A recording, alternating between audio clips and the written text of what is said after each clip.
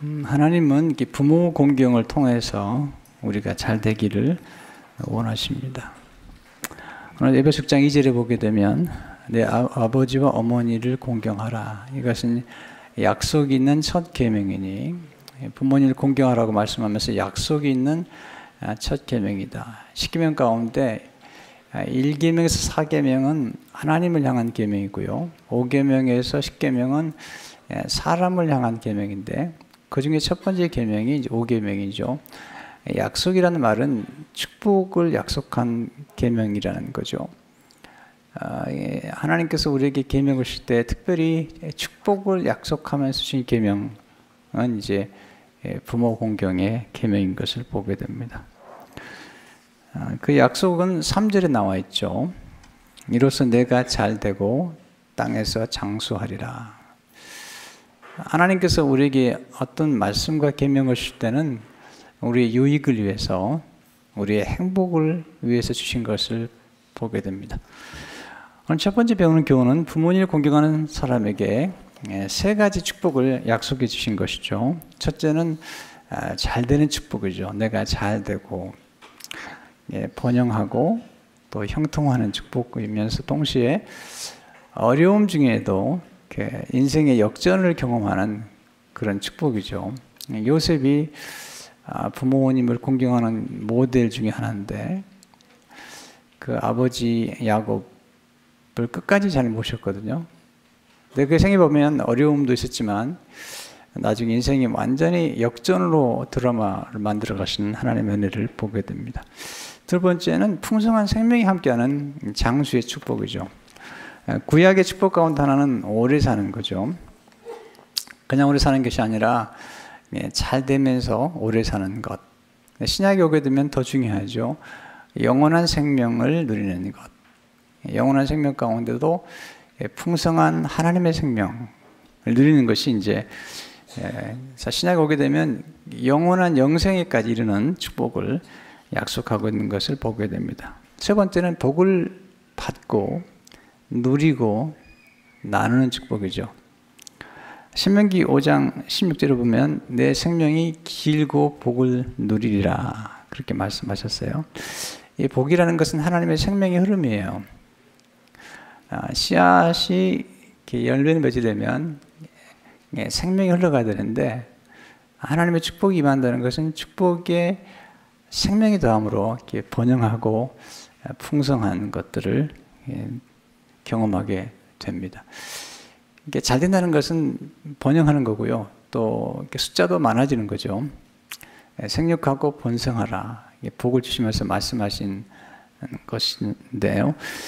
근데 중요한 것은 이제 우리가 복을 받는 것도 중요하지만 복을 누리는 것도 중요하잖아요. 많은 분들이 복을 받지만 누리지 못해요. 성공하고 성공을 누리지 못하는 사람들을 많이 봤거든요. 복을 누리는 것, 더 중요한 게 있죠. 그 복을 나누는 것. 성경은 절대로 복이 우리에게만 머물러 있지 않도록 부탁하죠. 그래서 나눔으로써 더 풍성해지는 축복을 약속하시는데 하나님께서 아브라함이 이삭을 바치는 순종을 통해서 하나님을 경외하는 것과 하나님께 순종하는 걸 보았을 때 하나님 너무 기뻐하시면서 아브라함과 그의 후손까지도 복을 약속하시는데 창세기 22장 17절 18절 보면 내가 내게 큰 복을 주고 내 씨가 크게 번성하여 하늘의 별과 같고 바닷가의 모래와 같게 하리니 내 씨가 그 대적의 성문을 차지하리라. 너 씨로 말미암아 천하 만민이 복을 받으리니 이는 내가 나의 말을 준행하였음이라 하셨다 하니라. 그러니까 내 후손으로 말미암아 천하 만민이 복을 받겠다. 그러니까 복을 받고 누리고 또 나누는 데까지 가야 되거든요. 우리는 복의 통로가 돼야 되는 것이죠. 이게 이제 하나님께서 부모를 공경하는 사람들에게 주신 축복인데요. 두 번째는 부모 공경의 계명 속에 축복과 행복의 원리가 담겨 있다는 것입니다. 부모를 공경하는 것 자체가 축복이긴 한데요. 그 속에 담겨 있는 어떤 원리를 찾는 게 중요한데 축복과 행복의 원리가 담겨 있다는 거죠. 신명기 10장 13절을 보면 내가 오늘 내 행복을 위하여 내게 명하는 여호와의 명령과 규례를 지킬 것이 아니냐. 여기서 행복이라는 단어는 좋다는 단어예요. 하나님이 천지를 창조하시고 보시기에 좋았더라 라고 쓸 때 사용하는 단어가 행복이라는 단어인데요. 유익하다 또는 선하다 하는 거죠. 보기에도 좋고 유익하고 또 우리에게 행복을 가져다 주는 것이 하나님의 말씀인 것을 보게 됩니다. 특별히 이 속에는 두 가지 원리가 들어있는데 이 두 가지 원리에 놀라운 비밀이 있어요. 첫째 원리는 부모공개 원리 가운데 한 존중의 원리죠. 존중. 2절에 보면 내 아버지 어머니를 공경하라. 이것은 약속이 있는 첫 계명이니 이 공경한다는 말 속에 존중이란 비밀이 담겨 있죠. 존 비비언은 존중 속에 축복의 열쇠가 있다. 그의 책에 이렇게 기록하고 있습니다. 존중은 하나님께 복을 받는 중요한 열쇠다. 바로 그래서 우리 영혼의 원수가 마귀죠. 존중에 참 힘을 없애버리다시피 한 것이다. 존중에는 큰 보상이 따르고 하나님 바로 당신이 그 보상을 얻기 원하신다. 당신의 삶을 크게 향상시키는 힘, 바로 그 힘이 존중에 있다. 존중에는 상이 따르고요. 그리고 좋은 관계를 맺는 비밀인 것을 알게 됩니다. 삶이 조금 더 개선되고 나아지려면 이 존중의 원리를 깨닫는 게 중요한 것 같습니다. 이게 저는 목회하다 보니까 젊은 목회자들이 이제 저를 만나게 되면 늘 물어보죠. 목회의 비밀이 뭡니까? 이렇게 물어보면 딱 한 가지만 얘기하라고 한다면 전 존중이라고 생각이 됩니다. 하나님을 공경하고 또 가족들을 존중히 여기고 성도를 존중히 여기고 그리고 자녀를 존중히 여기는 것, 이거 다 귀히 여기는 것이죠. 존중한다는 것은 귀히 여기는 거고요. 존중한다는 것은 일정한 위치, 무게 있게 위치를 드리는 거죠. 성부, 성자, 성령 하나님은 너무나 놀라운 모습으로 서로 존중하시는 것을 보게 되죠. 저는 존중의 원리를 하나님으로부터 배웠습니다. 성부 하나님이 성자 예수님을 아들을 얼마나 존귀 여기는지, 성부 하나님이 아들 예수님을 노엽게 한 적이 없어요. 또 예수님은 하나님 아버지를 늘 존귀 여기고 모든 영광을 하나님께 돌리잖아요. 그러면서 성경 보면 예수님께서 하나님 보좌 우편에 앉았다는 거야. 이게 중요한 거 질서잖아요. 하나님 아버지의 보좌에 앉지 않아요. 항상 하나님 보좌 우편에 앉으신 것을 보게 되죠. 또 예수님 성령님을 높여드리고 성령님은 예수님을 높여드리고 이게 이제 존중하는 것입니다. 반대로 경멸한다는 것, 경히 여긴다, 가볍게 여기는 거죠. 무시하는 거죠. 행복하지 않습니다. 참된 존중은 마음으로부터 나오죠. 인간은 영물이기 때문에 입술로만 존중하는지 아니면 마음 깊은 곳에서 존중하는지를 알 수 있어요. 이사야 29장 13절에 보면 네 백성이 입으로는 나를 가까이 하며 입술로는 나를 공경하나 그들의 마음은 내게서 멀리 떠났나니. 참 슬픈 일이죠. 존중의 뿌리는 하나님을 경외하는데, 하나님을 공경하고 하나님을 경외할 때 하나님이 우리에게 허락해 주신 부모님도 공경할 수가 있고 또 존귀 여길 수가 있죠. 그러니까 공경이라는 단어는 함부로 쓰지 않아요. 성경에서 하나님의 향해서 쓸 때 공경이라는 말을 쓰고요. 그리고 주로 부모님을 향했을 때 공경이라는 단어를 쓰는 것을 보게 됩니다. 존중은 씨앗 같아서 심은 걸 거두게 돼요. 저는 이걸 굉장히 중요하게 생각하는데요. 존중을 심어야지 존중을 거두는 거죠. 존중을 심고 멸시를 거둘 수는 없어요. 또 여러분이 누군가를 멸시하고 함부로 대하면서 존중을 받는 수는 없는 거죠. 엘리와 그의 자녀들이 하나님을 멸시하고 하나님을 경외하지 않았습니다. 그때 하나님께서 무서운 말씀을 하시죠. 사무엘상 2장 30절에 보면 나를 존중히 여기는 자를 내가 존중히 여기고 나를 멸시하는 자를 내가 경멸하리라. 그러니까 여러분 누군가를 존중해 보세요. 심지어는 존중하기 어려운 사람에게까지도 존중하시게 되면 마음이 따뜻해지고 여러분 스스로가 영성이 깊어져요. 인격이 도야가 되는 거죠. 근데 누군가를 멸시해 보세요. 함부로 대해 보세요. 그러면 여러분이 마음이 차가워지고 여러분에게 스스로가 여러분이 행복하지 않아요. 남을 멸시하면서 행복한 사람을 본 적이 없습니다. 근데 어린아이 하나 할지라도 노숙자 한 사람이라도 아주 진지하게 존경하는 사람들 보면 그분의 인격이 너무 아름다운 거죠. 지난 5월 8일인데요. 어머니날인데 참 슬픈 소식을 듣게 됐죠. 텍사스에 살고 있는 부부가 두 분 다 교수님이세요. 여러분, 미국에서 교수님 되는 거 쉽지 않습니다. 두 분 다 교수님인데 참 비극적이죠. 남편이 아내를 총으로 살해하고 집에 불을 지르고 자기도 죽고, 그리고 5살 난 아이를 놓고 두 사람이 그렇게 죽었죠. 너무 슬픈 스토리죠. 가정의 달에 우리가 듣게 된 비보죠, 비보. 우린 함부로 평가하고 판단할 수 없어요, 그 가정에 대해서. 그러나 다만 그 남편이 페이스북에 올렸던 아내에 대한 상처된 마음들을 통해서 이 가정이 이런 어려움이 있었다는 사실을 알게 되죠. 이렇게 기록했어요. 나의 처는 일생의 중요한 결정을 내릴 때 내 의견을 전혀 고려하지 않았다. 내 생각은 무조건 무시했다. 아내는 나를 존중하지 않았다. 내 부모를 공경하지 않았다. 무시란 단어가 나오고요. 존중하지 않았다. 부부간에 이렇게 함부로 무시하면서 행복할 수 없는 거죠. 그러니까 부모를 공경한다는 것 자체가 거기서 존중을 배우게 되면 부부간에도 서로를 존중할 수 있는 축복을 경험하게 되죠. 이건 좋지 않은 예고요. 최근에 제가 읽은 책 가운데 가장 감동을 받았던 책 중 하나가 로버트 맥킬킨이라는 분이 쓴 책인데 서약을 지키는 사랑이라는 책이에요. 그러니까 우리가 부부가 결혼할 때 서약하잖아요. 건강할 때나 병들었을 때나 부유할 때나 가난할 때나 성공할 때나 실패할 때나 이렇게 끝까지 서약을 지키겠다고 한 그런데 그런 이제 제목으로 책을 썼어요. 로버트 맥킬킨이라는 분은 선교사로 한 12년 동안 이제 선교신 다음에 미국에 와서 콜롬비아 국제대학 총장이 되셨어요. 성경대학인데요. 이분이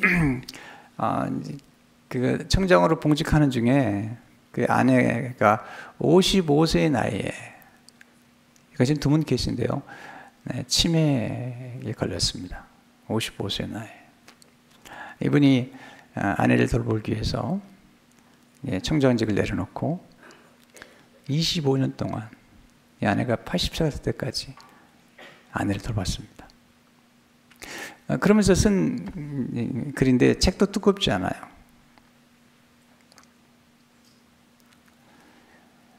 이제 치매를 앓고 있는 분들을 이제 모시고 경험하다 보면은 이제 그냥 굉장히 어떨 땐 힘이 세고, 그리고 막 뛰어다니고 또 새벽 2시에도 집을 나가고 막 그런 일들이 벌어지는 건데요. 이번에 이제 아틀란타 비행장에서 그 아내를 돌봤던 스토리와 거기서 그 아내를 돌보는 자기의 모습을 지켜봤던 한 여인의 이야기를 기록하고 있습니다. 한 분은 애틀란타에서 비행기가 지연되는 바람에 공항에서 2시간 정도 기다려야 했다. 그런 상황은 정말 힘들다. 아내는 왜 여기 있느냐, 언제 집에 가느냐고 몇 분 간격으로 계속 물었고 나는 계속 같은 대답을 해줘야 했다. 그리고 몇 분마다 한 번씩 아내는 자신도 모르는 무언가를 찾아서 쏜살같이 걸어갔다. 뮤리엘은 그분의 아내죠. 늘 걸음이 빨랐다. 아내의 걸음을 따라가다 보면 이내 뛰게 된다. 우리 바로 맞은편에는 회사 중역으로 보이는 매력적인 여성이 앉아서 컴퓨터로 부지런히 무슨 작업을 하고 있었다. 한 분은 또 한 차례 탐험을 나선 아내를 쫓아가서 데리고 자리로 돌아오니 그 여성이 서류에서 눈도 뜨지 않고 무슨 말을 했다. 근처에 다른 사람은 아무도 없었기 때문에 나는 그 여성이 내게 무슨 말을 했거나 아니면 적어도 잠시도 가만히 있지 못하고 계속 왔다 갔다 하는 우리 부부에 대한 거부감을 나타낸 줄 알았다. 다시 한번 말해 주시겠어요? 라고 내가 물었다. 아니에요. 그냥 나를 저렇게 사랑해주는 남자를 만날 수 있을까? 하고 혼잣말을 한 거예요. 네. 치매가 걸린 아내를 돌보는 그 모습을 보면서 그 모습이 얼마나 아름다웠으면, 얼마나 성스러웠으면 그런 고백을 했겠습니까? 하지만 저자는 완벽한 사람은 아니었어요. 가끔 때로는 짜증을 내기도 하고 또 자제력을 상실할 때도 있었어요. 자주는 아니에요. 한번 이제 아내가 그 화장실에서 그냥 쏴버린 그런 일이 있었을 때 기록한 글인데 가슴을 먹먹하게 만들어요. 한 번은 자제력을 완전히 잃은 적이 있었다. 뮤리엘은 걸어다니고 서 있을 수 있었던 시절에는 기저귀를 차지 않았는데 그래서 가끔씩 사고가 발생하기도 했다. 뮤리엘은 변기 옆에 혼란스러운 얼굴로 서 있었고 나는 바닥에 오물을 치우려고 그 옆에 무릎을 꿇고 있었다. 아내가 돕겠다고 계속 고리집을 부리지만 않았어도 일이 좀 쉬웠을 것이다. 나는 점점 더 짜증이 났다. 그러다가 순간적으로 아내의 종아리를 때리고 말았다. 좀 가만히 있으라는 의도였었지만 전혀 도움이 되지 않는 행동이었다. 세게 때린 것은 아니었지만 아내는 깜짝 놀랐다. 나도 깜짝 놀랐다. 40년이 넘는 결혼 생활에서 화가 났었던 질책에 음했었던 아내에게 조금이라도 손을 댄 적이 한 번도 없었기 때문이다. 그러고 싶은 유혹을 받은 일조차 정말로 한 번도 없었다. 그런데 지금 아내가 나를 가장 필요로 할 때 내가 이러다니 나는 울면서 아내에게 용서해달라고 간청했다. 아내는 말을 잘하지 못하는 것만큼이나 잘 알아듣지도 못했다. 그래서 나는 하나님께 내가 얼마나 잘못했는지를 아뢰었다. 마음을 추스리는 데는 며칠이 걸렸다. 저자는 아내를 사랑했고요. 그리고 소중히 여겼고 그리고 서약을 지킨 거죠. 우리가 하는 서약, 이런 서약이잖아요. 아플 때나 건강할 때나 기쁠 때나 슬플 때나 부유할 때나 가난할 때나 죽음이 우리를 갈라놓을 때까지. 저자는 아내를 돌본 지 20년쯤 되었을 때 돌본 지 20년이 되었어요. 25년을 돌보는데요. 됐을 때 아내를 어떻게 소중히 여기고 사랑했는지 이렇게 고백하고 있어요. 그 끔찍한 알츠하이머 병도 우리는 그렇게 일찍 와서 그렇게 오래 고통을 주는 병이 아니다. 그러나 뮤리엘은 자신만의 고유한 세계에서 너무도 만족해한다. 그 모습이 너무도 사랑스럽다. 나는 가끔 이렇게 기도한다. 주님, 조금만 더 아내와 함께 있으면 안 될까요? 예수님이 아내를 번향집으로 데려가시면 온유하고 사랑스러운 아내가 무척 그리울 것이다. 물론 짜증이 나는 때도 있지만 자주 있는 일이 아니다. 아내를 보내고 싶지 않다. 게다가 나는 아내를 돌보는 것이 참 좋다. 아내는 내 소중한 사람이다. 이번에 기도 중에 하나가 뭐냐면 아내를 돌보기 위해서 기도 중에 하나가 하나님, 아내가 나보다 앞서 천국에 가게 해주세요. 아내를 돌보려고 하는 그런 사랑의 마음이죠. 행복한 가정이잖아요. 네. 뭘 덜 바라세요? 네. 우리 삶 가운데 가장 가슴 저미게 우리에게 감동을 주는 것은 사랑이잖아요. 사랑.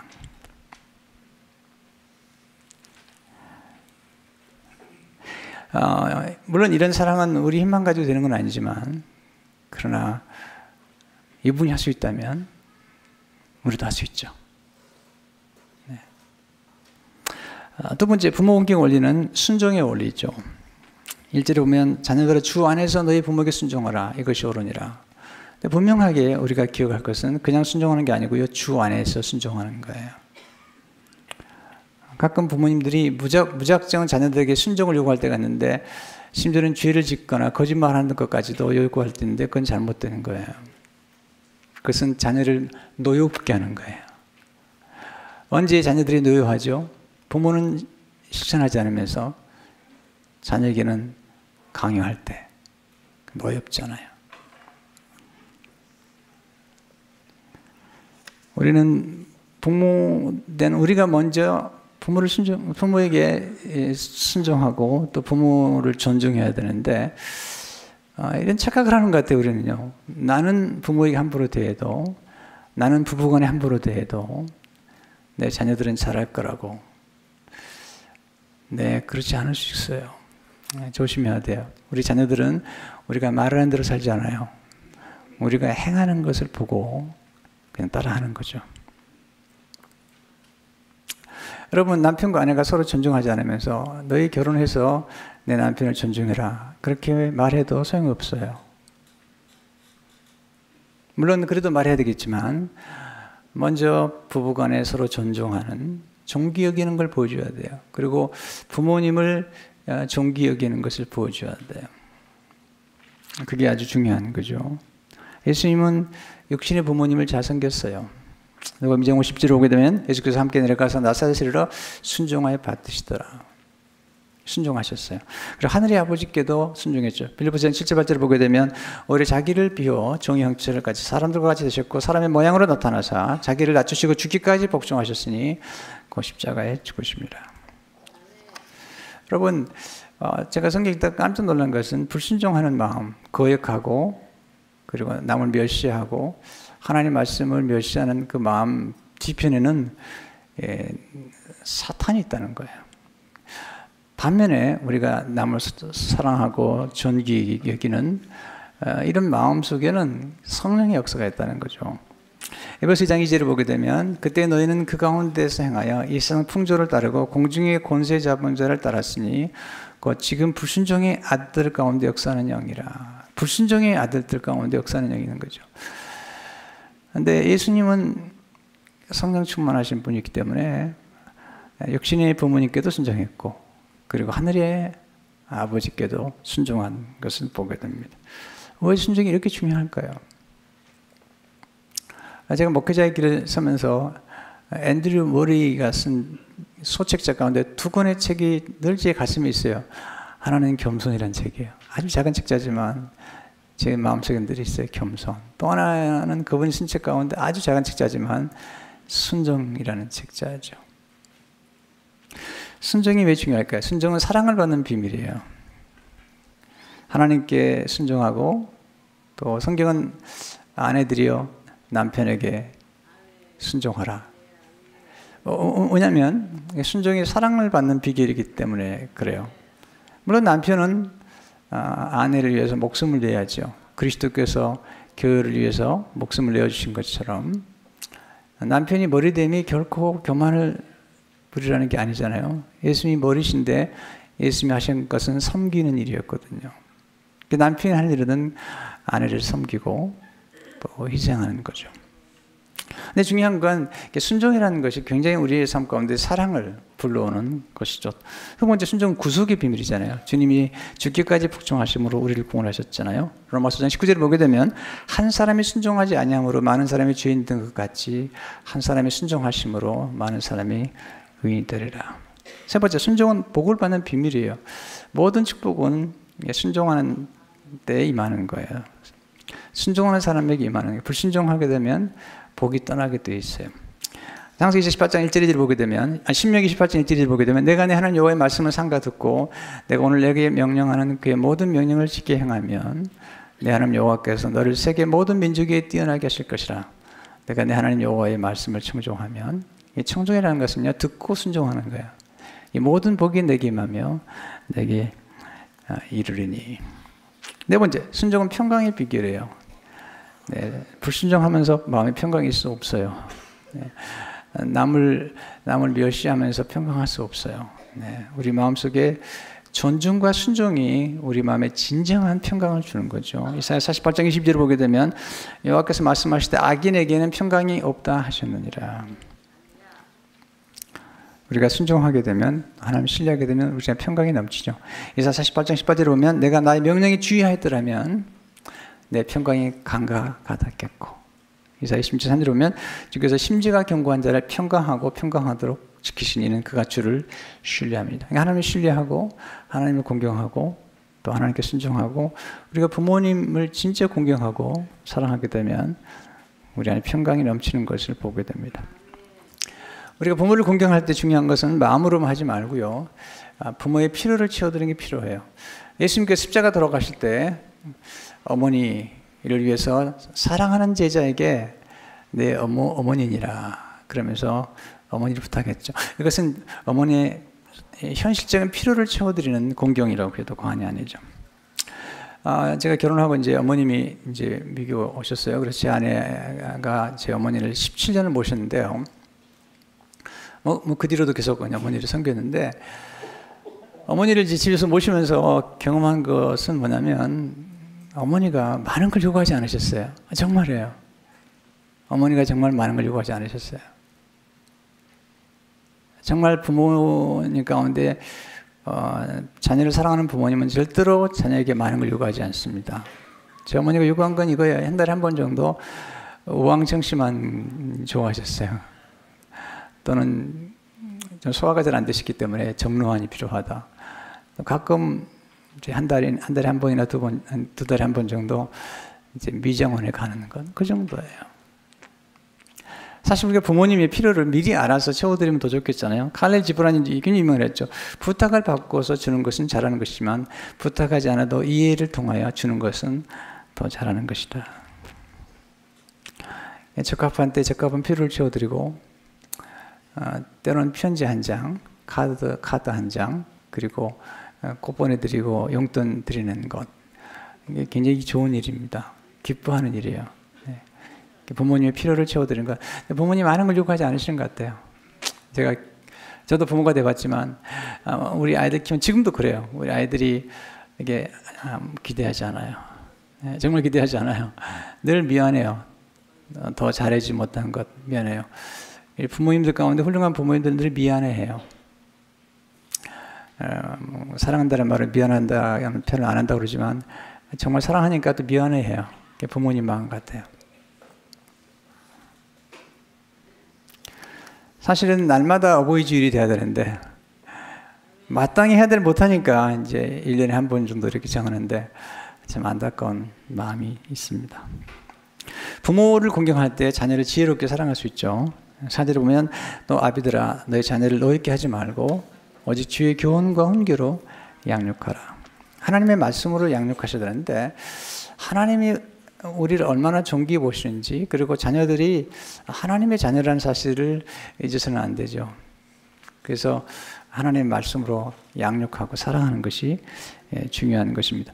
특별히 모범으로 가르치는 게 제일 좋은 것 같고요. 또 하나는 자녀들에게 뭐가 중요한지를 설명하는 게 필요해요. 가끔 부모님들이 야단치는 거 보면 정말 중요한지 모르는 것 같아요. 예전에 그릇을 깨뜨렸다. 그릇 중요하지 않아요. 근데 야단치기도 하고요. 또는 아이들이 이제 운전 시작할 때 아버지 차를 가지고 나갔다가 또 약간 스크래치를 내거나 또 경미한 사고가 났을 때 지혜로운 부모님은 이렇게 물어야죠. 몸은 괜찮느냐?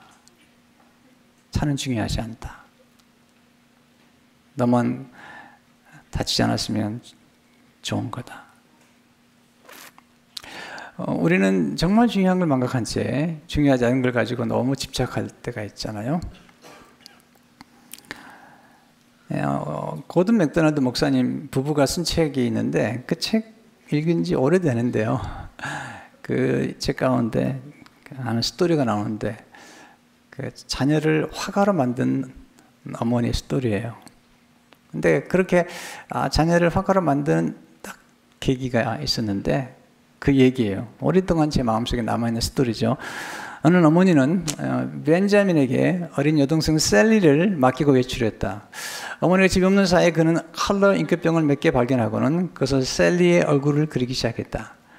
그 바람에 집안 여기저기가 온통 잉크 자국으로 제법 난장판이 되었다. 어머니가 돌아왔다. 어머니는 어지러진 모습을 보았으나 아무 말도 하지 않았다. 그리고 종이를 집어들고 그림을 바라보았다. 그러고는 아니 이거 셀리 아니야? 자기 동생이죠 하고 말하며 몸을 굽혀 벤자민에게 입맞춤을 해주었다. 그때부터 벤자민 웨스트는 귀에 있을 때마다 나는 어머니의 입맞춤 덕분에 화가가 되었다라고 말하곤 했다. 자기 아들의 재능을 보고 존중해 준 거죠. 우리 자녀들을 키울 때도 존중과 사랑과 인내로 키워야 되고요. 그 다음에 은혜로 키워야 됩니다. 왜냐하면 아이들이 무한한 가능성이 있기 때문에 지금 좀 실수해도 굉장히 무한한 가능성을 가지고 있잖아요. 어제 보면서 제가 마크 베터슨의 최근 책을 읽다가 또 가슴이 먹먹해지는 하나님의 은혜를 경험했어요.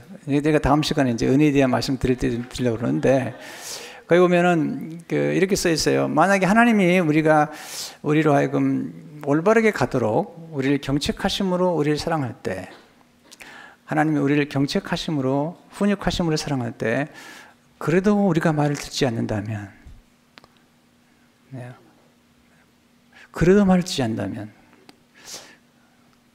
그 다음에 센텐스가 저를 먹먹하게 만들었어요. 하나님은 더 큰 은혜로 다가오실 것이다. 네. 이게 부모님의 사랑이잖아요. 우리가 잘못된 길로 갈 수 있는데 하나님이 더 큰 은혜로 다가오시는 거죠. 근데 오늘 사도 바울이 부모 공경과 또 부부 사랑에 대한 얘기도 하고 또는 직장 생활에서 어떻게 할 것인가에 대해 얘기하기 전에 아주 중요한 얘기를 해요. 먼저 성령 충만을 받으래요. 에베소서 18절을 보게 되면 술 취하지 말라는 방탕한 것이니 오직 성령으로 충만을 받으라. 인간의 노력만 가지고는 오늘 소개한 사랑이 어렵습니다. 저는 제 자신을 늘 관찰하곤 합니다.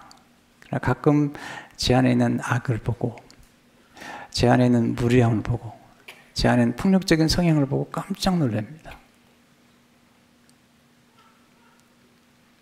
사람을 함부로 대하려는 그런 성향을 보면서 깜짝 놀랍니다. 이런 성향은 첫 번째 아담으로부터 온 성향입니다. 그러나 존중하고 사랑하고 순종하는 성향은 이것은 그리스도를 믿음으로 우리에게 찾아오는 비본성적인 성향이기 때문에 성령 충만을 날마다 받지 않으면, 그리고 날마다 훈련을 하지 않으면 어려운 것입니다.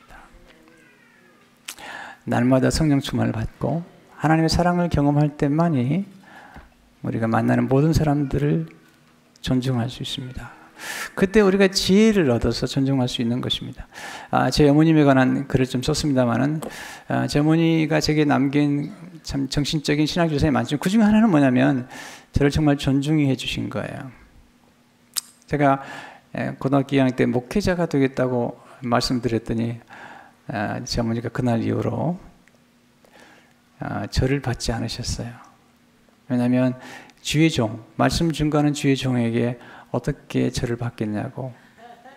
어머니가 존중해 주시는, 물론 이제 나중에 우리 아이들이 크면서 이게 늘 세배를 들곤 했지만, 그러나 그런 어머니가 가지고 계셨던 그런 자녀를 향한 존중심, 그리고는 함부로 대하지 않으셨어요. 목회자라는 거예요. 말씀을 증거하는 주의 종이라는 거예요. 근데 이런 이제 어머니의 존중을 통해서 저의 자존감은 아주 건강하게 성장하게 됐고요. 그런 자존감이 건강하기 때문에 어떤 어려움도, 또 어떤 사람이 내게 와서 어떤 말을 함부로 하거나 멸시를 해도 흔들리지 않았습니다. 왜냐하면 어머니가 나를 사랑하셨기 때문에, 어머니가 저를 존중하셨기 때문에 누가 와서 무슨 공격을 해도, 어떤 말로 저를 폄하해도 흔들리지 않았습니다. 유명한 칼바르트 교회학을 썼던 분이죠. 그분이 미국에 가서 강의를 한 다음에 물었습니다. 하나님의 말씀이 대단한 해석학입니다. 하나님의 말씀이 성경에 하나님 말씀을 어떻게 합니까? 그랬더니 그분이 그렇게 얘기해서 한마디로 우리 어머니가 말씀하셨기 때문에. 네, 성도 여러분, 이렇게 부모님의 신앙의 영향은 중요한 것입니다. 오늘 이 말씀을 듣고 우리가 성령 충만 받아서 존중하고 순종하는 그런 공동체, 그런 가정들을, 또 그런 자녀들을 양육하는 우리 모두가 되기를 주의 이름으로 축원합니다. 하나님 감사합니다. 오늘 주의 말씀으로 우리를 권면해 주신 것을 감사합니다.